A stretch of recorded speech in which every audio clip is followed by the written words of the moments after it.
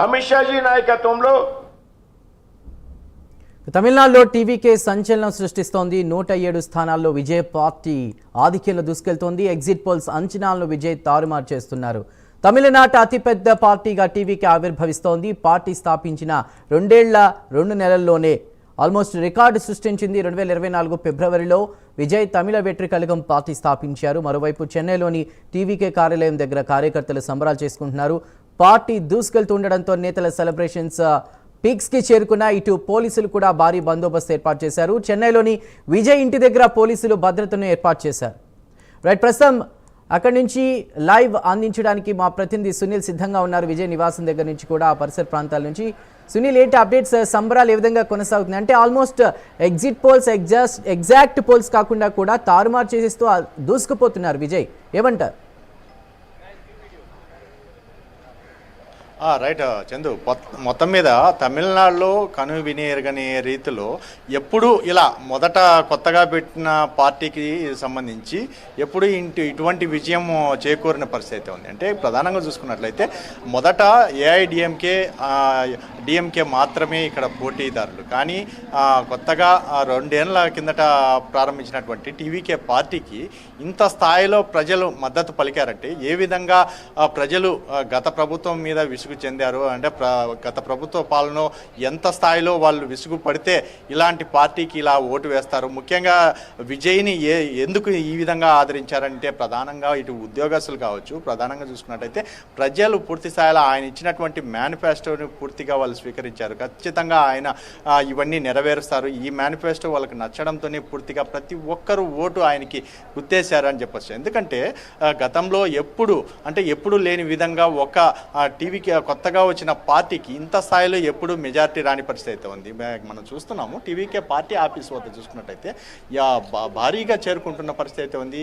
గతంలో ఉదయం నుంచి చూసుకున్నట్టయితే పోలీసులు ఎవరూ లేని పరిస్థితి, కానీ ఇప్పుడు చూసుకున్నట్టయితే మొత్తం తమిళనాడుకి సంబంధించినటువంటి ఉన్నతాధికారులు కావచ్చు, పోలీసు వ్యవస్థ మొత్తం సిఆర్పిఎఫ్ కావచ్చు, సిఐఎస్ఎఫ్ కావచ్చు, ప్రతి ఒక్క దానికి బెటాలియన్కి సంబంధించి భారీగా ఇక్కడికి చేరుకున్న పరిస్థితి. అంటే ఎందుకంటే రాష్ట్రంలో ఇప్పుడు టీవీకే పార్టీ లీడ్లో ఉంది. మరోవైపు 110 స్థానాల్లో ఏదైతే గెలుపంజలో ఉన్న పరిస్థితి ఉంది. అంటే ముఖ్యంగా ఎన్నడూ లేని విధంగా డిఎంకే పూర్తి స్థాయిలో 3వ స్థానానికి పడిపోయినప్పటికీ కాసేపటి కిందటే లీడింగ్ లేకి, అంటే 64 లీడింగ్ లేకి ఏదైతే డిఎంకే వచ్చినట్టు తెలుస్తుంది, 60 సీట్లు లీడింగ్లో ఏదైతే అన్నా డిఎంకే ఉన్నట్లయితే తెలుస్తుంది. ముఖ్యంగా 110 స్థానాల్లో ఏదైతే విజయ్కి సంబంధించినటువంటి టీవీకే పార్టీ మాత్రమే ముందంజలో ఉన్నట్టు తెలుసు. అంటే ప్రధానంగా చూసినట్టయితే ఇప్పటికే టీవీకే పార్టీ అన్ని స్థానాల్లో గెలుపు అంచున ఏదైతే ఉన్నాయో ఆ నేపథ్యంలోనే ఇప్పటికే పార్టీ ఆఫీసుల ప్రాంతాల్లో సంబరాలు కూడా చేసుకుంటున్న పరిస్థితి ఉంది. ముఖ్యంగా ఉదయం నుంచి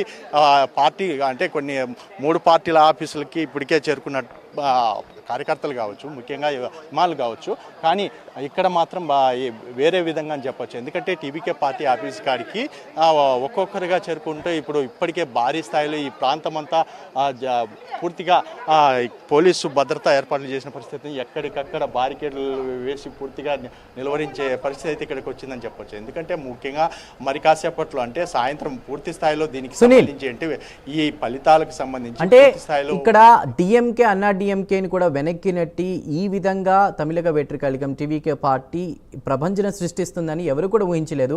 బట్ అదే జరిగింది. ఇక్కడ రాష్ట్ర బడ్జెట్ని మించి కూడా వెల్ఫేర్ స్కీమ్స్, అంటే మొదటి నుంచి కూడా తమిళనాడు సంబంధించి చూసుకున్న వెల్ఫేర్ స్కీమ్స్ మీద ప్రజలు ఎక్కువగా మొగ్గు చూపే పరిస్థితి. సో ఏ విధంగా నమ్మారు, ఏ విధంగా బిలీవ్ చేశారని మనం అనుకోవచ్చు.